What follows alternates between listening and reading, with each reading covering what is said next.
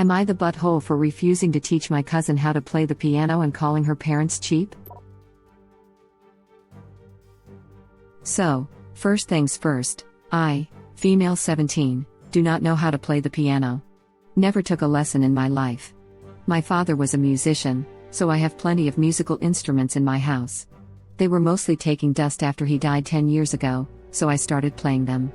I have a good ear and I'm a quick learner, but I mostly focused myself on the clarinet and the guitar. I did learn to play a few songs on the piano, though. Not very complicated ones, but they are nice to hear and I'm quite good playing them. But I learned through piano tutorials. I have no technique, I just learned what keys I had to press and try to do it over and over again until I could. I guess, though, if you happen to enter my house while I'm in the piano room playing, I can pass momentarily for someone who knows how to play the piano, and that's what happened to my aunt and uncle. They have 2 children and a buttload of money. They make 3 times what my family made when I was growing up. My cousin, female 9, wants to learn how to play the piano, and has been asking multiple times for lessons. But my lovely aunt and uncle, who own a last-generation gaming system, every possible gaming console the kids are not even allowed to play with, a 2-story villa, a house on the sea, apparently don't have the money to pay for her expensive lessons. However, yesterday they came to visit and I was playing the piano when they arrived, so I didn't hear them. They barged in the piano room and started saying that they didn't know I could play the piano and that I was extremely selfish for not offering to teach my cousin since I knew how much she wanted to learn and that they don't have the means to afford lessons. I politely explained that I do not, in fact, know how to play the piano. They called me a liar. I calmly explained that I am in no way qualified to give lessons since I'd need lessons myself. They attacked me, saying that I had obviously already taken lessons and I was refusing only because they couldn't pay me. I explained how it is I can play some songs on the piano, and assured them that if I knew how to play it I'd gladly teach my cousin for free. They insisted I should at least teach her the few songs I know how to play so that she could see if she still liked it, and at this point I had enough, and here's where I might be the butthole. I told them I didn't know how to play the piano, but if she wanted to learn that much they could stop being some cheap holes and pretending they don't have the money when they spend thousands on things they enjoy and never a cent for their children. They left and aren't talking to my whole family until I apologize, and my family says I have to, but I don't want to. Am I the butthole? Edit. Thank you so much for all the answers and awards. I'm reading everything. I can play hot cross buns on a lot of instruments. According to your aunt and uncle, I play a ton of instruments and should be teaching. Going to teach like this. Pick 3 notes. 3 represents the highest, 1 the lowest. Play this, 3, 2, 1, 3, 2, 1, 1, 1, 1, 1, 1, 2, 2, 2, 2, 3, 2, 1. Poof. Now you can play. Not the butthole. I wish I had an award to give you. Let me give him a free award. Your aunt's here, original poster. This is underrated. Love this. Only award I can afford. I can afford this emoji, star, but not the premium one, glowing star. I had one and gave you it by accident. I'll give them one too, and we'll put this down to you having a stellar idea that people needed to see. Watch for me on one of the talent shows. I'm going to show the world I can play beer bottles too. I got you. Free silver award card activate. Well, original poster said they knew a few songs. Here's Mary Had a Little Lamb for all the aspiring all-media musicians out there. 3,212,333,222,333. Now you all are experts. I would throw out Twinkle Twinkle Little Star, but I need to save it for my paying expert class. I took up cello as an adult beginner. And let me tell you, some of the Twinkle Twinkle variations are really hard. And nothing quite beats the experience of showing up to a recital as a grown-up with a real nice cello surrounded by 8-year-olds. All the adults sit up straight when you take the stage and prepare for something good. And then you play Twinkle Twinkle Little Star in the first 3 variations with your heart pounding the whole time, and a baby tells you did a very good job and almost no one heard all those flats. Edit 0. You guys are just making my whole month with these awards, thank you so much. Edit 1. Thank you for the wholesome award. As tax, Please accept this picture of my cats making it very hard for me to practice. Edit 2. Thank you for the wholesome award. As tax, please accept this picture of Theo being very supportive of my latest challenge. Edit 3. Thank you for the wholesome award. As tax, please accept this picture of my little cat being very firm about practice. Edit 4. Thank you anonymous redditor for the gold. Amused as tax, please accept this series of pictures, showing the work my uncle put into fixing up Misha, my cello. Edit 5. Thank you for the helpful award. As tax, please accept this picture of Theo being a very attentive audience while I practice this semester's pieces. Edit 6. Thank you for the hugs award. As tax, please accept this picture of the time I went to the park with my cello to work on my stage fright but chickened out and hid around the corner where no one could see me. Edit 7. Thank you for the hugs award. As tax, please accept this picture of the time I took my cello out for a romantic dinner to celebrate our first anniversary. Edit 8. Thank you for the helpful award. As tax, please accept this picture of Theo, making sure none of my music is hiding under the rug. Edit 9. Thank you for the silver award. As tax, please accept this picture of Theo making sure I take breaks from practicing by taking me for a walk. Edit 10. Thank you for the stay calm award. As tax, please accept this picture of Noel being very calm and relaxed. Edit 11. Thank you for the helpful award. As tax, please accept this picture of Theo reminding me to stop goofing around on the internet and get to work. Edit 12. Thank you /user VenueSly for the wholesome award. As tax, please accept this picture of my full-size cello next to my favorite duettist 3/4 size cello. You can tell it's mine because there are little pieces of tape to help me remember where the notes are and his has none. Edit 13. Thank you for the wholesome award. As tax, please accept this picture of the pretty blue hand warmers my other cello teacher knit to keep my fingers warm during winter lessons. Edit 14. Thank you for the silver award.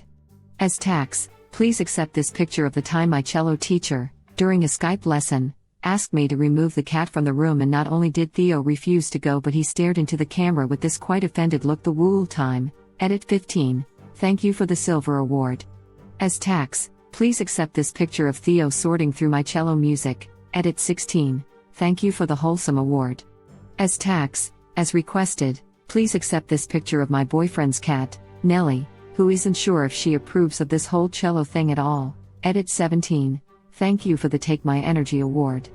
As tax, please accept this picture of Noel who really needed that energy today. Web link. Reddit link. Oh Lord, this was an adorable read. Also that last part with the little one telling you that you did a good job. Kids can be so encouraging even if they unintentionally point out the issues at the same time. Quick edit meant to write adorable, not amazing. Edit. Thank you kind stranger for the award, I feel so honored. I volunteered with the local children's orchestra for a couple years. Basically I help tune the little kids' instruments and everyone pretends I'm not playing exactly at my level. I have discovered the secret to a beautiful, peaceful practice session with no tears. Web link. That is actually a great way to get more beginner experience, while also being helpful to those who may need it. Not music related, but kind of similar. I work with children in a preschool. And I was so excited to show them a water bottle tornado, and the kids were so excited to see a water bottle tornado. And I messed up said tornado. And I was all sorry, kiddos. I'll research and try again next week. And our sassiest, biggest personality kid goes, it's okay. It was still really cool, Anuk. I melted. See, this is where kids are superior to adults. They can still be entertained with a fail and not treat you as though you failed. Oftentimes adults' expectations are so high that you feel the disappointment radiating off of them even from a slight error, including our expectations of ourselves. Don't forget, Twinkle Twinkle, ABCs and Ba Ba Black Sheep all have the same melody, charge triple for that one. Edit. Thanks for the award. How I am today years old and just now know those have the same melody, I do not know. Mind blown. Coming soon to Patreon? Learn how to play piano the Reddit way. I used to play this pressing the numbers on my landline phone. Experimental music ahead of its time. All hail the pre-internet era, where you were bored as F and had to find ways to entertain yourself. I can play the chorus for Smoke on the Water, but that doesn't make me Eric Clapton. Nor does it make you Richie Blackmore, lead guitarist for Deep Purple. Especially because Eric Clapton wasn't in the group Deep Purple. I can too. On the radio, that is. I can play Mary Had a Little Lamb and Funky Town on a button dial house phone. Maybe I should give her cousin lessons. Hot Cross Buns is one of the best songs, period. Although I think it's a little harsh to call them cheap buttholes. I'm going with NTA. They sound like buttholes. Call a spade a spade.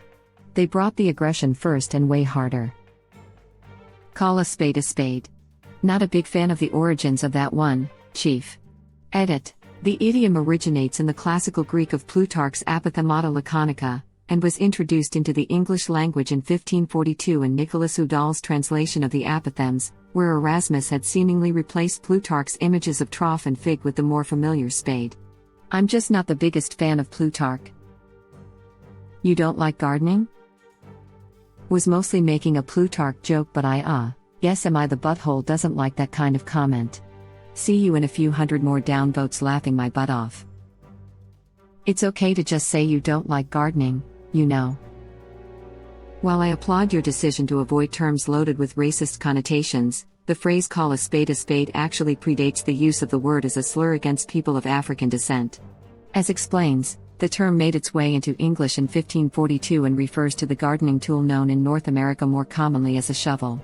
The use of the term spade to refer to African Americans was first recorded in 1928. Does that mean that we should ignore the racist and derogatory meaning that the word has taken on and unthinkingly use it? No, I don't think so. Language changes and evolves over time, and the sullying or reclaiming of words is a real thing of which we should be aware. But to falsely state that the origins of a phrase are racist unnecessarily burdens it without context. When Oscar Wilde or Charles Dickens used it, they were doing so in an entirely different context than we experience it today. Web link. I feel like you could have saved a good amount of effort by refreshing the page or just the chain with my comment first, but the effort is appreciated. Ah well, such is life. I hope that someone enjoys the Code Switch article, at least. I apologize for lecturing you on something about which you were already aware. More explanation is always good, helps those who may not know. Keep on spreading the good word. What are the origins of this saying? It's from Greek antiquity, and when translated, the word spade literally meant the gardening tool. But spade also became a racial slur in the US in the 1920s, so it can be considered racist, but the origins were literally referring to the gardening tool. But shouldn't you like the origin then because it's a story about crafting on Plutarch? Totally don't disagree, them being the aggressor, but I feel like it's fair to point out that some people can fall on hard times without the ability to easily liquidate assets. To borrow the old cliché, appearances can be deceiving. For example, my aunt and then uncle owned 2 houses, generally pretended to have money, which, they had a good amount, but not really considering their spending habits. But when the housing market crashed 15 years ago, a lot of things changed. Suddenly their vacation home's mortgage was underwater by 6 figures, their house underwater by 5 figures. And then one of them lost their job, like many did. As I mentioned, they had some extravagant spending habits, and that's usually a nice way to say not insignificant amount of debt. Now they faced a predicament. They need money to reduce costs, but if they sold the vacation home they'd still be paying the mortgage for a house that they no longer owned. And, let me just stick this in right here, my aunt and her ex-husband effed themselves hard. This was entirely a problem of their own creation, and I'm far from defending them. The desire to live up to a higher standard of living was a significant, and, in most/all of the family's opinion, extraordinarily stupid decision. It's not that they didn't have savings, but they planned their savings on X years of reasonable living expenses, not what their actual baseline expenses were, meaning they didn't include debt.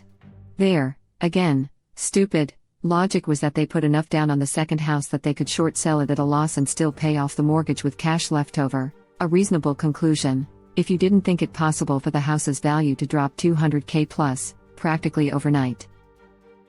Anyways, back to the topic at hand, you can appear rich, and still struggle financially. It's nice to think you can just reduce costs, but often the largest costs are not reducible, or at least not easily reducible. Property isn't exactly liquid, and selling a house isn't free, either. You often still need to pay for a listing agent, if you want to eke out as much money as you can, inspections, etc. Mind, none of this says Ops the butthole or her aunt and uncle aren't, just saying that because someone appears to have money doesn't mean they actually have money. They may not be cheap, they may just not be able to realistically afford it. Of course, they may well not have the money for it after paying for all the crap they want for themselves, and that's not really cheap, that's a whole other level of narcissistic, egocentric bullcrap. Yeah, I totally get what you mean about this. But yeah, the issue is their behavior. Lots of people struggle to tread water and don't make demands like this aggressively. They own multiple houses, yet they barged in and demanded original poster teach their child for free and called her selfish for not having offered already. They are cheap effing buttholes and there's nothing harsh about saying it. They could just effing sell one of their houses to pay for a lifetime of piano lessons. They are cheap. And they're pissed because someone finally called them out. Op is definitely not the butthole. Thank you for watching. Please subscribe to be the first to know about Red Rabbit Reader's new videos. If you like our videos, please like them on YouTube and share them with your friends. We welcome your comments below. Press to start another of our videos.